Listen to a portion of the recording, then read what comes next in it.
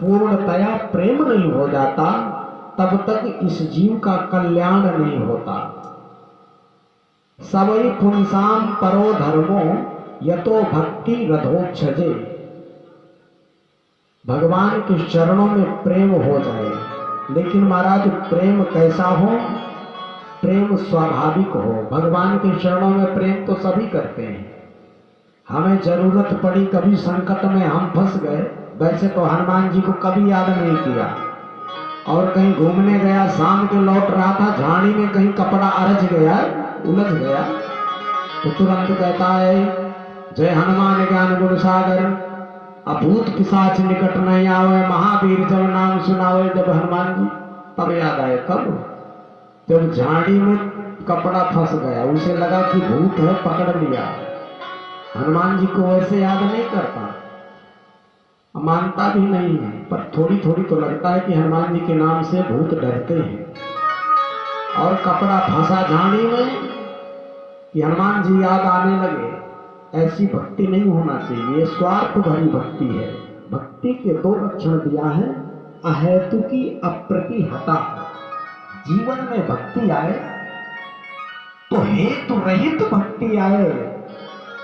High school की परीक्षाएं हैं, मुड़िया बाबा सरकार वैसे तो कभी नहीं पहुंचता, मोबाइल बजाता रहता है, लेकिन जब परीक्षाओं का टाइम आया है, मुड़िया बाबा सरकार 2 किलो मीठा हमारी तरफ से, ऐसा लगता है मुड़िया बाबा भूखे ही बैठे हैं तेरे मीठा के लिए। अरे जब जरूरत पड़ी है, सुख में सुमिरन ना किया, दुख में कीन्ही याद, कहें कबीर तादास की, कौन सुने फरियाद। कहते भगवान के चरणों में प्रेम वैसा ही होना चाहिए जैसे माता का प्रेम छोटे से छोटे बालक के ऊपर होता है। वो बालक माँ को क्या दे पाता है, पर माता का स्वाभाविक प्रेम है। बेटा कितना बड़ा हो जाए, विदेश चला जाए, लेकिन किसी ना किसी रूप से माता अपने जैसे बालक का स्मरण करती रहती है। इस प्रकार का प्रेम भगवान के चरणों में हो जाए।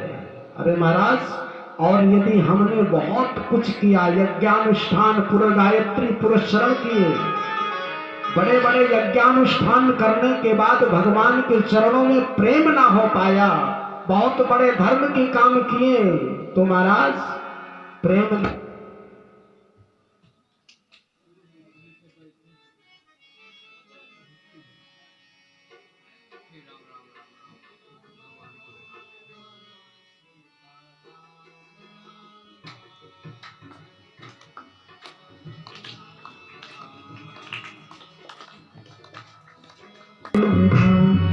हरे राम राम राम सीताराम राम राम, बोल वृंदावन बिहारी लाल की जय। तो बड़े बड़े यज्ञानुष्ठान गायत्री पुरस्चरण करने पर, गायत्री पुरस्चरण करने का मतलब होता है, एक पुरस्चरण उसे कहते हैं मंत्र में जितने अक्षर। गायत्री मंत्र में कितने अक्षर हैं? अरे गीता खूब पहले हमें भी याद करवाते थे, तुम लोग भी खूब रटते थे, लेकिन अब पैसा आ गया है तो अब क्या जरूरत है गायत्री माता से, है?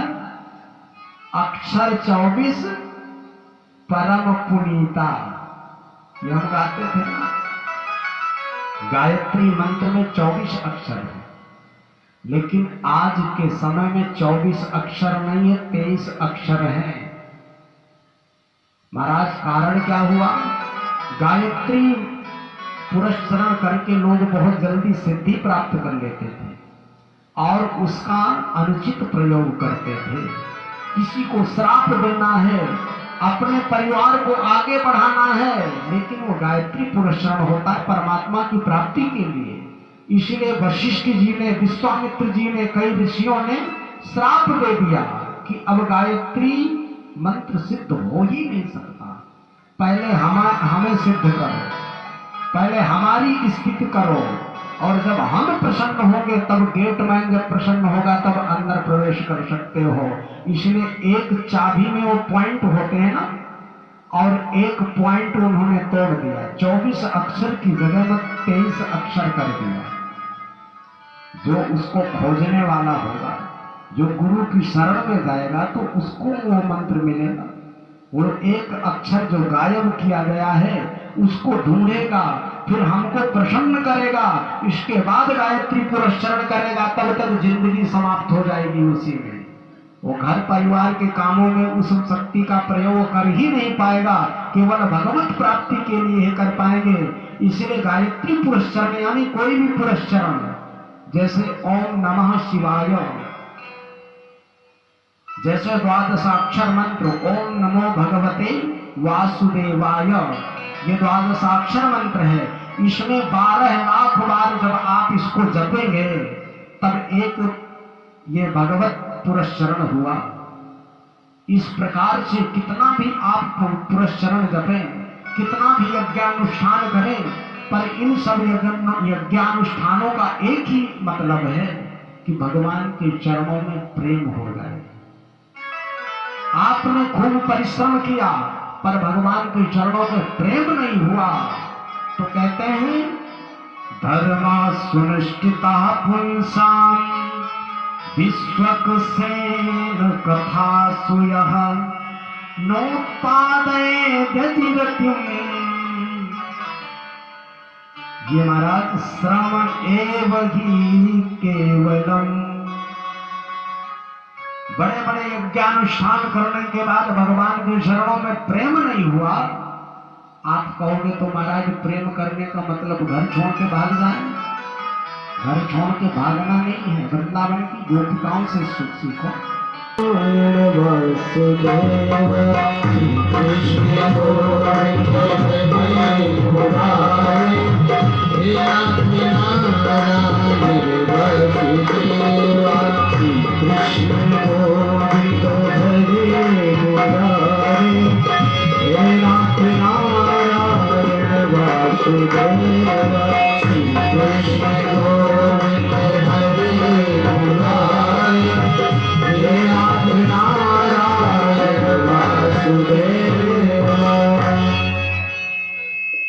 राम कहेगा काम करेगा, क्या काहू से डर है। अब परदेसी का रैन बसेरा, यहाँ कहाँ किसी का घर है। इसलिए महाराज संसार का काम करते हुए भी नाम जप हो सकता है।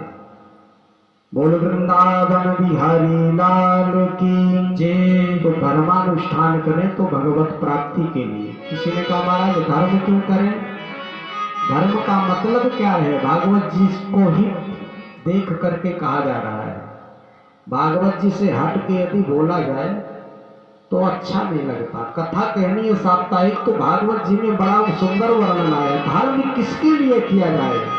धर्मा सुनिष्ठिता पुंसाम विश्वक सेन कथा सुया। तो धर्म का अर्थ क्या है। बोले धर्म इसलिए किया जाता है, धर्मापवर्ग, धर्म इसलिए किया जाता है मोक्ष की प्राप्ति के लिए। मोक्ष क्या है, अपवर्ग क्या है। बोले अपवर्ग उसे कहते हैं जिसमें पवर्ग न हो, अथवा जो अपवर्ग हो। मतलब जैसे हम यहाँ बैठे हैं तो कई वर्ग में बैठे हैं, स्त्री वर्ग, पुरुष वर्ग, ब्राह्मण वर्ग, क्षत्रिय वर्ग, ब्राह्मण वर्ग, ये कितने वर्ग हो गए अलग अलग। लेकिन जो व्यक्ति मोक्ष में चला जाता है, अपवर्ग में चला जाता है, भगवान के धाम में चला जाता है, वहां वर्ग नहीं रहता। न पवर्ग अपवर्ग। और दूसरा अर्थ इसका होता है कि पतन फलासा बंधु भय, मृत्यु जहां पर नाम, पाथा पाभा रहित, सो अपवर्ग कहा।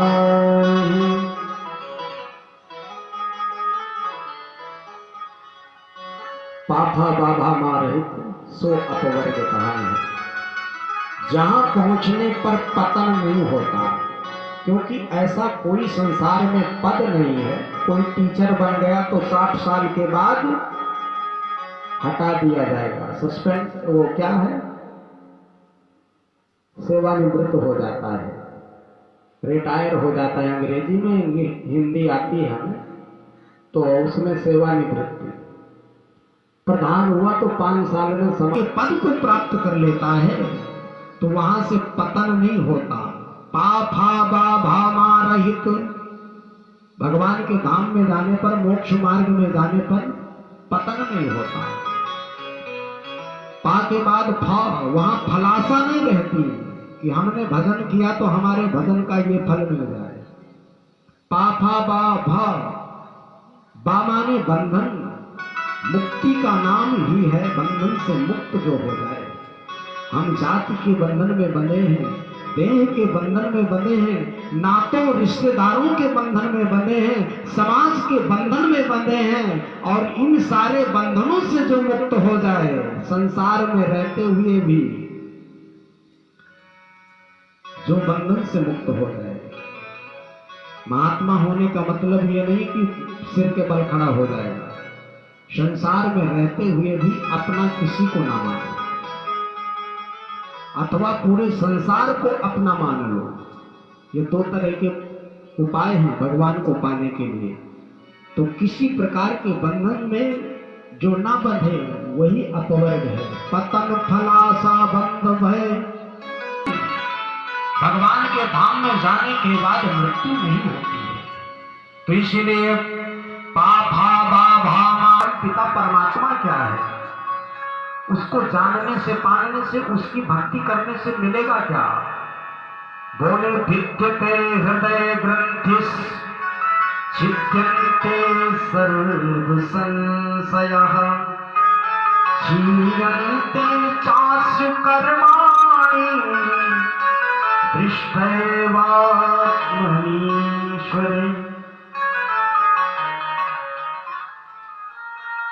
जो उस परम तत्व को पा लेता है, उसकी भक्ति करता है, तो जो हमारे हृदय में 6 प्रकार की गांठें हैं, बंधन है, ग्रंथियां हैं, ये खुल जाते हैं।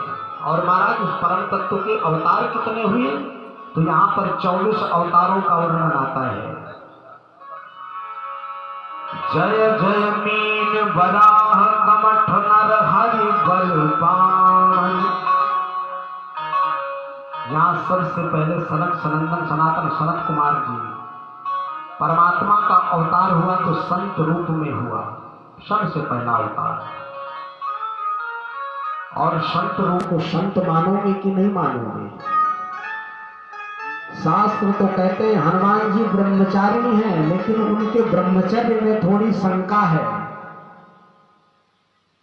कहते पसीने से कोई जन्म ले लिया था ना,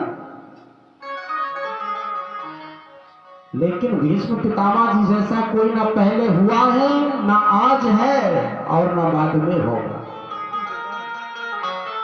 लेकिन राजपाट में दास दासियों के बीच में यदि धन संपत्ति ही महात्मा बनने में बाधक है, तो भीष्म पितामह जी लाइन से बाहर हो जाएंगे। महात्मा होने का मतलब अलग होता है। महाति ब्रह्मणि मनो यस्य सा महात्मा, जिसने परमात्मा तत्व को ठीक से जान लिया है। एक त्यागी जी महाराज थे, वो मेरे गुरु रूप में थे, पंजाब के थे, बहुत ही अच्छा स्नेह करते थे इस शरीर से। वो कहते थे जिस तरह का आज ज्ञान मुझे महात्मा बनने के बाद मिल गया है, यदि घर गृहस्थी में रहते हुए ऐसा ज्ञान हो जाता तो मैं घर गृहस्थी बिल्कुल ना छोड़ता। लड़के बच्चों के बीच में रहते हुए मैं ऐसा भजन करता। महात्मा बन गए थे, 2 बिटिया विवाह करने के लिए बैठी थी। महात्मा रहते उन्होंने सब महात्माओं को लेकर के जाकर के शादी किया, लड़कियों का विवाह किया। विदा के समय में उनके आंसू आने लगे, रोने लगे। अरे बोले संभल त्यागी, त्यागी संभल, तृण सम 3 सिद्ध गुण त्यागी। महात्माओं में 2 ढंग होते हैं। जो ध्यान करने वाले होते हैं वो यदि सावधान ना हो तो मोह में बह जाएंगे, और उन्होंने अपने मोह को संभाला। तुरंत ऐसा उन्होंने ध्यान चढ़ाया कि देखते रहे, विदा करते रहे, लेकिन एक भी आंसू नहीं निकला। अब बोले मैं सावधान हो गया, मैं देख रहा हूं, अभी मैं बेहोश हो गया था संसार के मोह में। ये तरीके होते हैं। संसार में आप रहोगे लेकिन मोह कहीं नहीं रहेगा। बहुत सारे नियम होते हैं। हाँ, महात्मा लोग थोड़ी सहारा लेते हैं, संसार से सहारा लेना ही पड़ेगा। बीमारी हो गई तो देखना पड़ता है कौन तुम्हारा सहयोग करता है।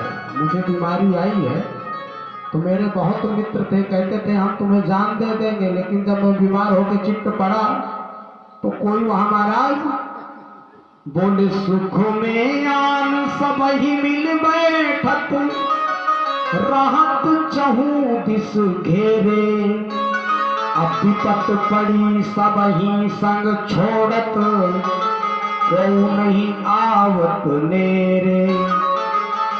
ये संसार की स्थिति है। तो महात्मा भी थोड़ी व्यवस्था बना के रखता है, कभी जरूरत पड़े इस शरीर को। तो जैसे भीष्म पितामह जी महाराज राज में घुसे थे, दास दासियां सेवा करती थी, लेकिन फिर भी वो महात्मा थे, ब्रह्मचारी थे। बोल वृंदावन बिहारी लाल की जय। तो पहले परमात्मा ने संत का रूप धारण किया, सनत सनंदन सनातन सनत कुमार के रूप में प्रकट हुए। फिर इसके बाद मीन बराह कमट बुद्ध कलक की व्यास हरि, धनवंतरी अपरशुराम रघुवीर। 24 अवतारों का यहाँ वर्णन हुआ है। बड़ी सुंदर कथा कहने के बाद शौनक जी हाथ जोड़ करके खड़े होते हैं, सरकार आप जिस श्रीमद् भागवत महापुराण की कथा हमें सुना रहे हैं, इस भागवत की रचना कैसे हुई, कब हुई, क्यों हुई, इसका कारण क्या है, किसने लिखा इसको। जब शौनक जी ने सूत जी से पूछा, सूत जी कहते हैं अरे शौनक जी, ये तो मैं बताना भूल ही गया था, आपने बहुत अच्छी बात पूछी। द्वापर युग का जब अंत होने वाला था, द्वापर युग के अंत में भगवान के अंश रूपी अवतार भगवान वेदव्यास जी, जो भूत भविष्य वर्तमान के अमोघ दृष्टा परावर विदो विदु सब कुछ जानने वाले ऐसे व्यास जी महाराज का प्राकट्य हुआ, जन्म हुआ। उन्होंने पहले सतयुग वालों को देखा कैसे जीवन जीते थे, इसके बाद वर्तमान में देखा। कलयुग की तरफ जब दृष्टि जाती है, व्यास जी महाराज का मन खिन्न हो गया। व्यास जी महाराज व्यथित हो गए कि अभी तो बहुत कुछ अच्छा है, लेकिन जैसे आगे आगे समय आएगा तो कैसा संसार हो जाएगा। संसार कलयुगी लोगों की बुद्धि मंदाह सुमंद मतयो मंद भाग्या ही पत्रुताः। कलयुग में कैसे लोग होंगे, लोगों की बुद्धि भी मंद होगी और लोगों का, मनुष्यों की भाग भी मंद होगी। कहते हैं किसी की बुद्धि प्रबल हो और भाग मंद हो तो काम चल जाएगा। बुद्धि मंद हो, भाग प्रबल हो। महाराज कोई ऐसा दिखता है संसार में? हाँ दिखता है। भाग प्रबल हो ये देखना है तो शहर में चले जाओ, कुत्तों को देखो। कलयुग ये कैसी उल्टी गंगा बहा रहा है, क्योंकि जो मनुष्य रूप धारण करके लोग आए हैं ये संसार में, भगवान ने जिनको जन्म दिया वो रोटी के लिए तरस रहे हैं। जो कुत्ते का जन्म लेकर के आए हैं, सेठों के यहाँ जन्म लिया, तो ये महाराज माता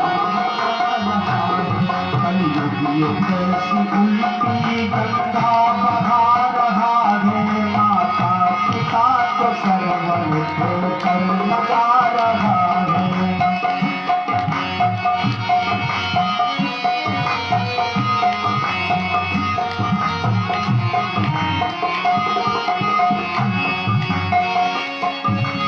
गरीब का बेटा रोटी को है तरसता, गरीब का बेटा रोटी को है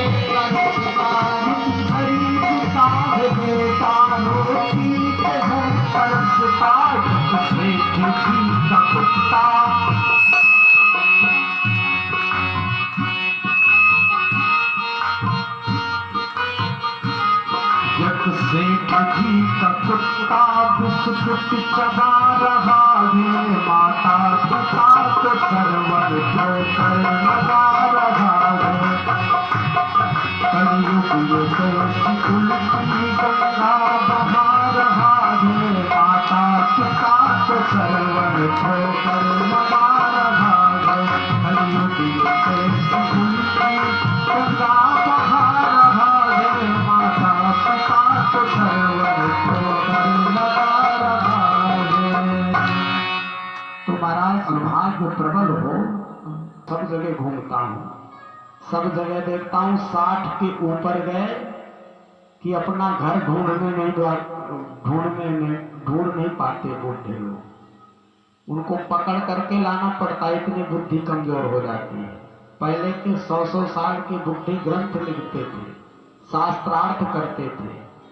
आज 60 के पहुंचने के पहले पहले दिमाग का फ्यूज उड़ जाता है। तो कलयुग में क्या है, मंदा सुमंद मतयो मंद भाग्या उपद्रुता। और थोड़ी प्रसंग बस एक बात कह दूं, बहुत लोगों को लाभ मिलेगा। ये जो हम एल्युमिनियम के बर्तन में भोजन करते हैं, ये हमारा बर्तन नहीं है, ये हमारे लिए धातु नहीं है, ना भारत में उत्पन्न होती है। जब हमारे क्रांतिकारी नेताओं को जेल में डाल दिया जाता था, जैसे भगत सिंह, सरदार जी, चंद्रशेखर आजाद, सुभाष चंद्र बोस आदि जैसे क्रांतिकारी नेताओं को जब जेल में पहुंचाते थे, तो अंग्रेज लोग ये एल्युमिनियम के, सिलवट जिसे कहते हैं ना, इन बर्तनों में भोजन पका करके खिलाते थे कि इनकी आंखें, इनका माइंड, इनका शरीर रोगी हो जाए, कमजोर हो जाए। जो आज 60 साल के पहले याद रहना,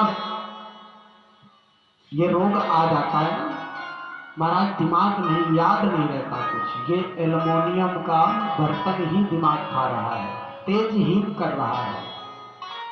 यदि मिट्टी के बर्तनों में भोजन बना करके खाया जाए तो उससे अच्छा कुछ है ही नहीं।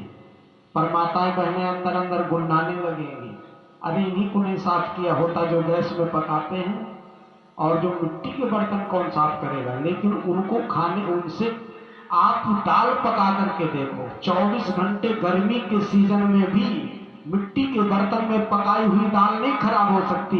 एल्युमिनियम के बर्तन में 8 घंटे में ही खराब हो जाती है, क्योंकि उससे जहर निकलता है। और सबसे खतरनाक बात यह है कि जो कुकर होता है, तो उस समय कुकर चलते नहीं थे, लेकिन उन्होंने परीक्षण करके देखा, जितना आप धूप में भोजन पकाओगे उतना वो अमृत तुल्य होगा। और रात्रि में इसलिए भोजन करना वर्जित होता है, उस समय सूर्य की किरणें नहीं होती हैं। तो महाराज कुकर में ना तो हवा ही पहुंचे और ना ही महाराज सूर्य की किरणें पहुंचे। इसलिए एल्युमिनियम का जो कुकर है नहीं चलता है। तो अब स्टील के आने लगे हैं, पीतल के आने लगे हैं, जिनके पास चकाचक महीनों में पैसा आता है, वो थोड़ी महंगे हैं तो उनको ला करके यूज कर सकते हैं। तो ये जो स्मरण शक्ति वाली बीमारी है, जो भूलने वाली आदत है, ये सब ठीक हो जाती है। इसलिए एल्युमिनियम के बर्तन में खाओगे, दिल की बीमारी होगी, माइंड की बीमारी होगी, लकवा फालिश होगी। स्वस्थ रहना है तो एक अणु नाम का तेल आता है पतंजलि से। बाबा रामदेव बहुत कुछ किए संसार को, लेकिन महाराज जो वृक्ष फल देता है उसी पे तो महाराज लोग पत्थर मारते हैं। बाबा रामदेव ने बहुत कुछ दिया संसार को, लोग गाली देते हैं, कहते हैं मुझ में फर्क पड़ने वाला नहीं, मैंने बहुत कुछ किया संसार के लिए। तो उन्होंने एक अणु नाम का तेल बनाया है, अणु तैलम। उसको नाक में 2-2 बूंद यदि डालते हो सुबह शाम, तो स्मरण शक्ति सब दिन बनी रहेगी, आंखों में लाइट सब दिन बनी रहेगी, कानों में ताकत हर समय बनी रहेगी। हम दवाइयों को छुपाते नहीं कि पैसा लें, हमें भागवत में बहुत मिल जाते हैं, तुम चढ़ाओ चाहे न चढ़ाओ, और तुम चढ़ाओगे भी तो हम यहाँ से ले नहीं जाएंगे। बोल वृंदावन बिहारी लाल, दूसरी जगह बहुत मिल जाता है। हम ये नहीं संकेत कर रहे हैं, लेकिन एक एक फूल तोड़ करके जरूर लाया करो। पत्रम पुष्पम फलम तोयम यो मे भक्त्या प्रयच्छति। कहते हैं राजा साधु बेटी खाली हाथ न भेटी। कुछ ना कुछ नहीं है तो सामने खड़े हो जाओ, हाथ जोड़ के नमस्कार, कम से कम ईमानदारी के साथ। जो ईमानदारी के साथ नमस्कार करोगे तो वो अपने साथ ईमानदारी कर रहे हो, और अंदर से इच्छा नहीं है, प्रेम नहीं है, फिर भी हाथ जोड़ के खड़े हो तो अपने साथ बेईमानी कर रहे हो, उसका कोई लाभ नहीं मिलेगा।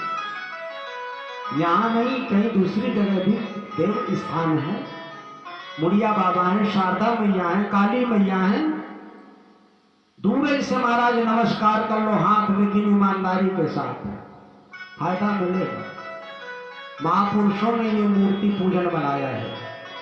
एक अमेरिका का विद्वान पुस्तक लिखता है अंग्रेजी में, वो कहता है मैं भारत में वनवासियों के साथ, आदिवासियों के साथ बहुत समय बिताया। मैंने उनके यहाँ एक अजीब विद्या देखी। किसी व्यक्ति को मारना हो तो उस व्यक्ति की मिट्टी की मूर्ति बना देते हैं, और भगवान जाने उनके पास में बैठ के क्या मंत्र जपते हैं कि वो व्यक्ति मर जाता है। मारणम मोहनम वश्यम स्तंभनो चाटनादिकम पाठ मात्रेण संसिद्धेत। ये सारी विद्याएं हैं।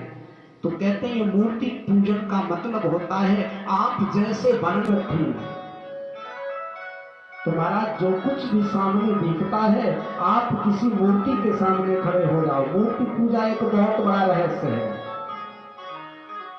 वो विदेशी विद्वान कहता है, अमेरिकन, मैंने कहा किसी पेड़ को सुखा करके दिखाओ, तो सबसे ज्यादा यदि विद्या चलती है तो नीम के पेड़ में चलती है। उन्होंने बताया कि एक नहीं 2 4 10 मेरे सामने उन्होंने नीम के पेड़ को सुखा दिया। मैं उन पेड़ों के नीचे अपना आसन लगा लिया, खाना पीना रहना सहना सारी क्रियाएं 1 मिनट को नहीं मैंने छोड़ा, सालों सालों, कि ऐसा तो नहीं गर्म पानी डाल दें, तेजाब डाल दें तो सूख जाए। उन्होंने स्पर्श भी नहीं किया और दूर से ही सुखा दिया। तो ये सारी विद्याएं हैं, लेकिन विद्याएं रह नहीं गई, बहुत कम लोगों के पास है। इन विद्याओं को चलाने के लिए सबसे नियम कठिन है। नियम है जिह्वा दग्धा परान्नेना, आप दूसरे का कमाया हुआ अन्न ना खाओ। पहले संत नहीं खाते थे। दूसरे का कमाया हुआ अन्न खाओगे तो तुम्हारी जिह्वा में जो शक्ति है वो समाप्त हो गई। दूसरे का धन लेने से बिना परिश्रम का तुमने ले लिया तो तुम्हारे हाथ जल गए। जीवा दग्धा परान्नेना करो दग्धो प्रतिगृहात्, अमनो दग्धम स्त्री भी, स्त्री के साथ में रहने से मन जल गया। तो योग सिद्धि मंत्र सिद्धि तंत्र सिद्धि कथम भवे, तो सिद्धि नहीं चलेगी, फिर तो नाटक करना पड़ेगा, कोई केमिकल लगा करके नाटक दिखाना पड़ेगा। बोल वृंदावन बिहारी लाल की। एक बंगाल के थे लहड़ी महाराज, सामने बैठे हैं, कैमरों से फोटो लो, कभी कोई खींच नहीं पाया। बंगाल के हैं, उनके बारे में आप पढ़ो, विदेशी बहुत आते थे उनके पास, कैमरा से खींचते लेकिन एक भी फोटो ना आती। तो जो कुछ भी संसार में है वो सब कुछ सही है। इसलिए आइए पुनः श्रीमद् भागवत महापुराण में प्रवेश करें। व्यास जी महाराज ने देखा कलयुग के लोगों की बुद्धि कैसे होगी, वो अपना कल्याण कैसे कर पाएंगे, चिंता करने लगे। बुद्धि कमजोर है, चलो वेदों के 4 भाग बना दिए। पहले वेद एक में था, वेदों का विभाग किया। विभाग करने के बाद व्यास जी महाराज 17 पुराण लिख डाले धीरे धीरे। वेदों की व्याख्या पुराणों के माध्यम से की गई है। जो वेदों की बातें समझ में नहीं आती, पुराणों को सुनने से धीरे धीरे समझ में आ जाता है। वेद 17 पुराण लिखने के बाद व्यास जी के मन में अभी शांति नहीं हुई। आप कोई धर्म का काम करो, परमार्थ का काम करो और अंदर शांति ना आए तो कहीं ना कहीं त्रुटि रह गई है। व्यास जी महाराज ने देखा मैंने समाज के लिए बहुत कुछ किया लेकिन फिर भी मुझे शांति नहीं मिली। सोच ही रहे थे कहां त्रुटि रह गई। उतने में उन्हें एक सुंदर आवाज सुनाई पड़ी। अचानक नारद जी महाराज आए। नारद जी महाराज की वीणा से मधुर मधुर शब्द निकल रहा था। श्रीमन्नारायण नारायण नारायण श्रीमन्नारायण नारायण नारायण श्रीमन्नारायण श्रीमन्नारायण नारायण नारायण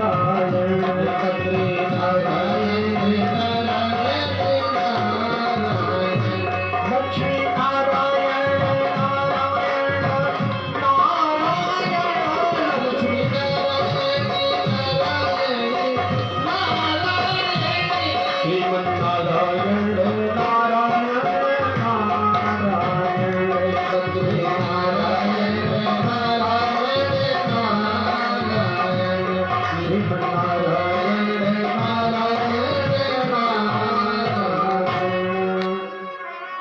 वेदव्यास भगवान चिंतित बैठे थे, सोच ही रहे थे क्या करूं कि मेरे मन को शांति मिल जाए। महात्मा लोग भी इसलिए यज्ञ भंडारा सत्संग कीर्तन कथा भागवत करते रहते हैं। हमें महाराज हमारे कई कई महीनों उपवास में निकल जाते हैं, हड्डी हड्डी दिखने लगती है। एक महीने में 3 आ गई तो एक पूरा महीना उपवास में निकल जाता है। और खाने पीने में जानते होंगे गौलाल ठेकेदार साहब कि फल फरूट तो खूब अंदर सूचा रखा है। कहते महाराज खाते जाओ, सूख रहे हैं, आदतें नहीं है खाने, थोड़ी बहुत ले ली। महात्मा लोग क्यों परिश्रम करते हैं? परिश्रम करने से किसी का हित होता है, किसी का कल्याण होता है, और जब किसी को लाभ हो जाता है तो अंदर से बहुत अच्छी शांति आती है कि हमने कम से कम ये शरीर तो रहेगा नहीं, ये संसार तो रहेगा